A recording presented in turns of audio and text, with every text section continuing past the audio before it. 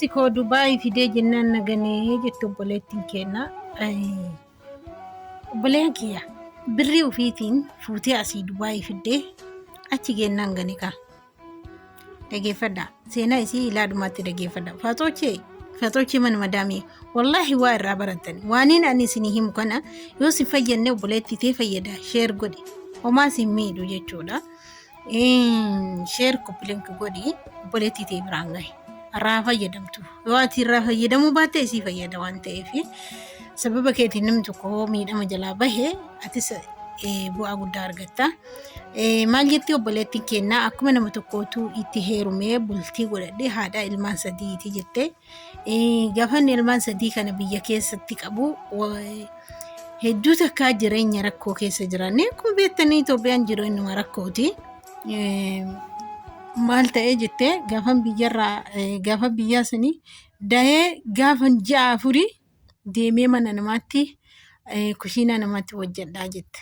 Isin galee kana hunda keessan osoo akkasitti waliin kufee ka'uu biyyarraa bahee jette. Gaafan biyyarraa dhufu innis nama Nookiyaa harkaa hin qabne jette. Nama Nookiyaa harkaa hin qabne jette. Ani gaafan dhufu feestaala qabadhee biyyaa bahee jette. Isin galee achii taka'ee jettee gaafa kaan obboleettii teenya tuni mallaqa kiyya jettee guyyaa tokko osoo irraa hin hambifne osoo irraa hin hir'ifne mallaqa waggaa 3 guutumatti itti erguu ture jette. Itti erguu ture jette gaafan mallaqa kiyya kana itti ergu mallaqa kiyya waan takkaan hin goone jette jaarsi isii kuni waan takkaan hin goone jette. Mallaqa isii kana kun hin beeytanii dhiirti tokko dhara dhugaa godhee jireenya kee kana sirraa fooyyessee jireenya qananii si wajjin jiraachuudhaaf rakkatullee jira. Dhiirri tokko immoo ta'atti dalaydu tana qisaasessee balleessee si eeguu jira jechuudha. Kan isii ka balleessu san keessaa isa tokko jechuudha. Akkasitti mallaqa kiyyaa dafqa kiyya guutumatti hin balleessee jette. Booda immoo daa'imman isii immoo soddaatii isii bira galtii obboleeyyan kiyyaa. Gaafa kana bakka waan ani itti ergu bu'aa irra oolchaa hin jiru jedhee biyya namaa tana deemuun qabaa inni jedhee jenna hayaa jedhee Dubaayii viizaa waan hundarraa danda'ee Dubaayii fidee jette. Gaafan Dubaayii fidee jedhee gaafa Dubaayii seenee jedhee gaafa torbee 3 duruu fidee dhalaa porofaayila kaayatee jette. Porofaayila kaayatee jennaaniin maali yaa abbaa manaa kiyyaa ijoollee wajji qabnaa ati abbaa ilmaan kiyyaati. Akkamittiin dhalaa fiddee porofaayila kaayattaa maali jedheen jette. Achumaa womaatii mitii jedhee na cufee porofaayilii irraa buusee dhiisee jette. Gaafa kaan yoo achirraa ji'a 4 akkas geenne hin dhibamee jette. Dhibamee gaafan jedhee har'as abbaa manaa kiyya waan ta'eef hin ganne abbaa ilmaaniiti akka itti gattuun baay'ee ulfaataadha. Fuutee asii biyyatti deebifte tikkeetti irraa muree asii biyyatti galee jette. Gaafan biyya galee jedhee yaalatee ka'ee achi asitti deebi'ee jette.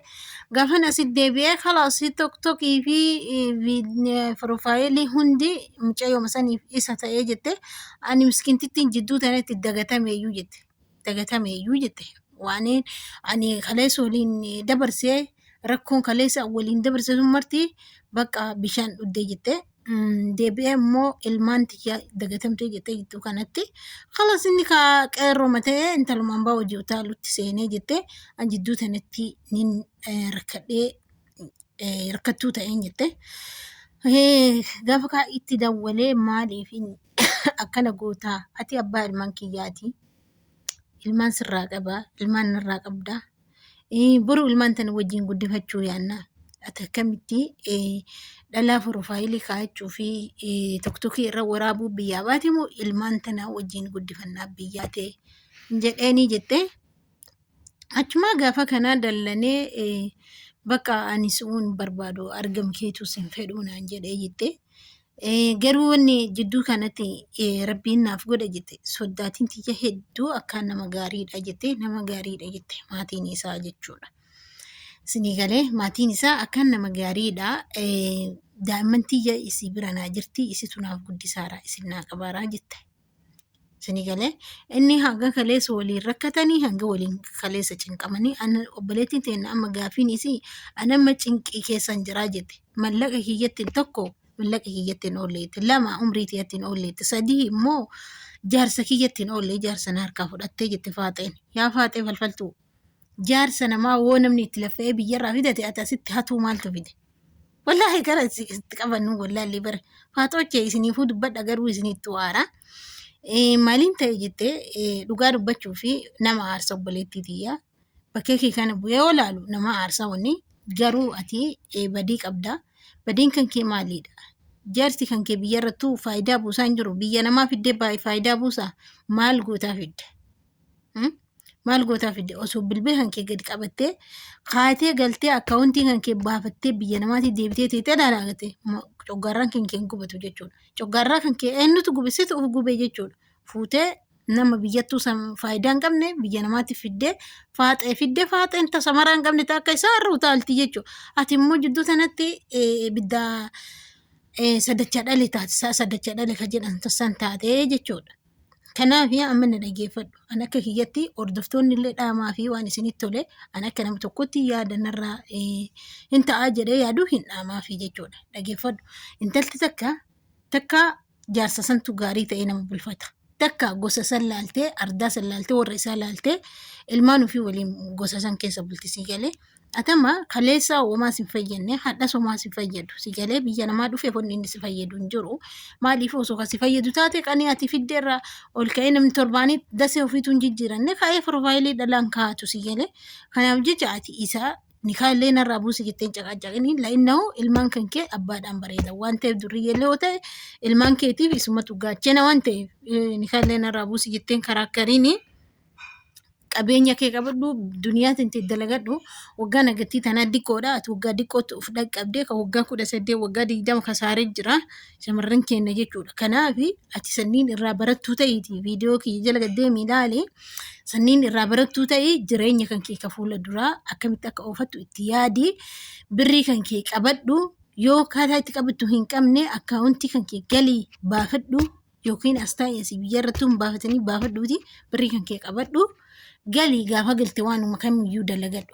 Ani kanumaan siidha amma akka nama tokkootitti maaliif isa amma maal hadha poost godhee maal piroofaayilii kaatee jettee hin laaliini ofeete indoom isa dagachuu barbaade biloog godhi gara hundaan waan isa si yaadachiisu hunda biraa dileet godhi waan isa waan isuma si yaadachiisu kamiinuu dileet godhi maatii biyyaa jabeeffadhu maatii isaa jechuudha.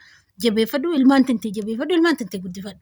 Waan isa si yaadachiisu walaa ta'e inni jaallate sanii walaa ta'e isaa hunda isaa biloog jalaa baasii footoo isaa bira dileet godhe waa'ee isaa yaaduu dhiisi jireenya kee qofa yaadimee hin argita.